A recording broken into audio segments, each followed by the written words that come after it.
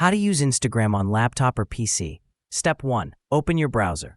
You can use Chrome, Edge, or Firefox. Any browser works fine. Here, I'm using Google Chrome. Step 2. Go to Instagram website. In the address bar, type instagram.com and press enter.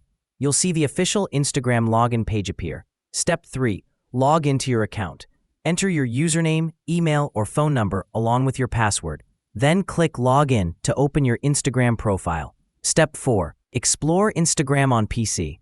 Once you're logged in, you can scroll through your feed, like and comment on posts, view stories and reels, upload photos or videos right from your computer.